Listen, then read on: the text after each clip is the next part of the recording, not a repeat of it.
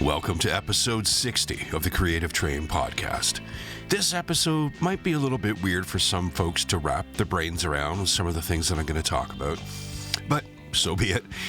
This is inspired by a song I started writing sometime back in 2020, 6 years ago now. And these last few weeks, I've been on a real push to get a lot of my creative loose ends tied off. And this song that I'm talking about was next on my radar. So for this, I reached way out of my comfort zone, not with the music or the instruments, but how I chose to sing it. And what's so weird about that? Well, stay tuned, and I'll let you know on the other side in a few seconds. All aboard?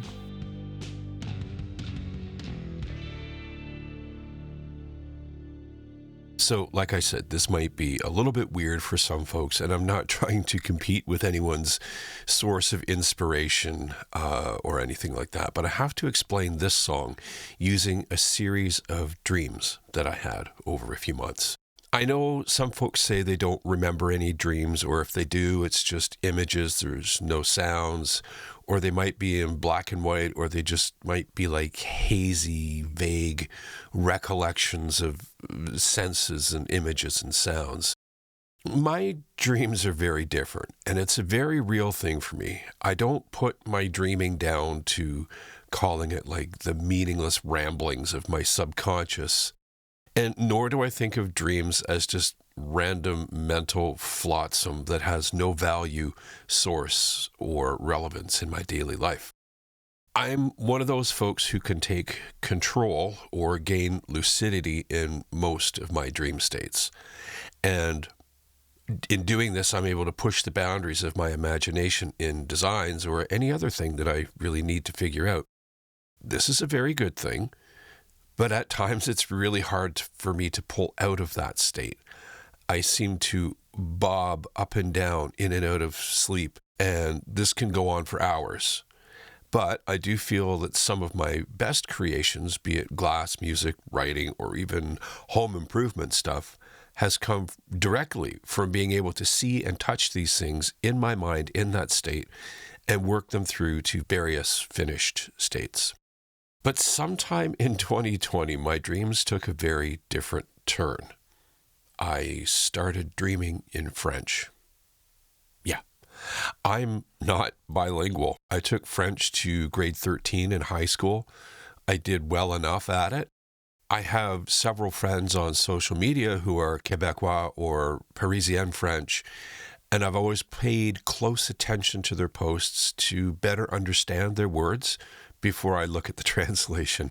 I can't really get the gist of French if I'm just listening to it. I try listening to French radio stations often, and I can usually figure things out, though, if I can read it. So yeah, I'm not bilingual at all. But suddenly my dreams were in French, and I started thinking in French in my waking hours. And I found myself unintentionally speaking French at times, which was kind of weird for some, but my dog, he didn't really seem to care. Maybe it was some past life thing. Maybe I brushed up against those memories in my dream state and it rubbed off and became part of my present state of consciousness. I don't know. It doesn't happen anymore. It did for a long time, though. So what was I to do with this new thing going on? Well, I wrote a song in French. And with the help of some of my French-speaking friends, I was able to finesse my grammar and diction to sounding mostly convincing. Just this week, I finally started recording that song.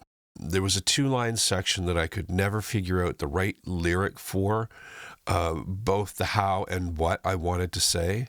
Just this week, while making the morning coffee, the lines just popped into my head. I wasn't pushing for any resolution. I wasn't even thinking about it at that time. But there was, my third verse was now complete. And so I got to work.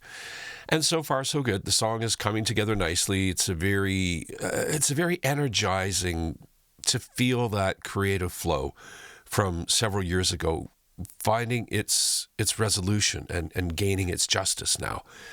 The great thing about art is that there really isn't a burden of expectation unless you put one on yourself. Sure, There are time-sensitive things like show dates and performances and sales and things like that.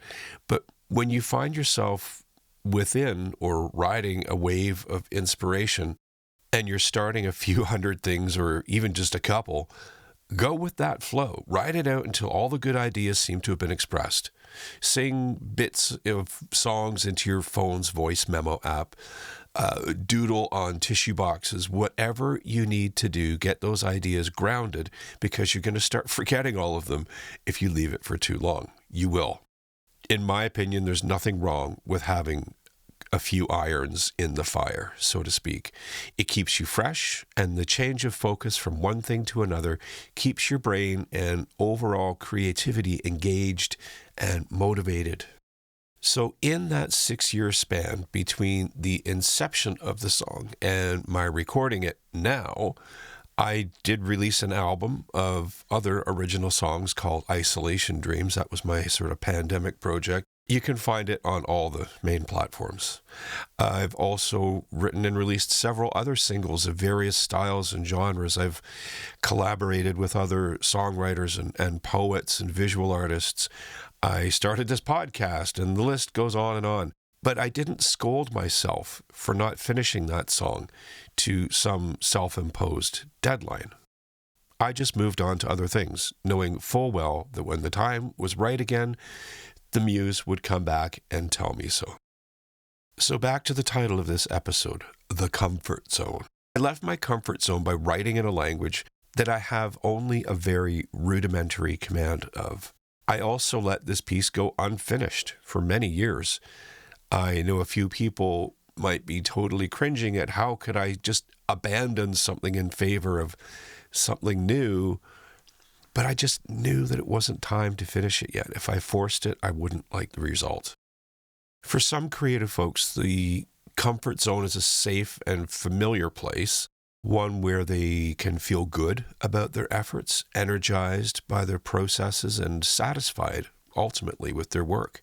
But the risk of staying constantly in the comfort zone is that it can turn our groove into a rut without us even noticing. It can become a place of stagnation, regurgitation, tired themes and tropes and overworked and overused patterns, and ultimately deliver a product that has lost its soul. It doesn't engage with your viewers or listeners or whatever. You don't have to step way out of the comfort zone, but you do owe it to yourself and the time and money and energy you've invested into your art and craft to do that every so often. Get back in touch with the spark that first ignited your creative fire and see where it goes.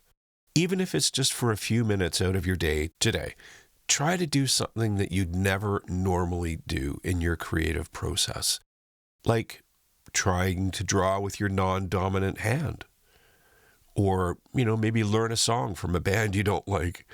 Something, anything to shake it up a bit. And you don't have to do this every day, but if you make it a regular thing, this out-of-the-box time, you'll probably soon find yourself thinking and doing things very differently, just because you gave the time and the credence to experimenting outside of your comfort zone. There's your pep talk. Now go get to work. It's so nice in the comfort zone, warm, cozy. You know where everything is. You're familiar with what everything is. There's no doubts. There's no questions. But it can also make you stagnate, and you'll recognize it in other people's art, and you'll probably not recognize it in yours because you're in the moment. But you do owe it to yourself to do those things. Get out of the comfort zone. If you're not a visual artist, maybe, grab a pencil, grab some nice paper, try and draw something. That should be something that I do. I can do glass design, but I can't do anything very realistic looking with a pencil. So maybe that's what I'm going to do. I'm going to try and draw a bird today or something. Yeah.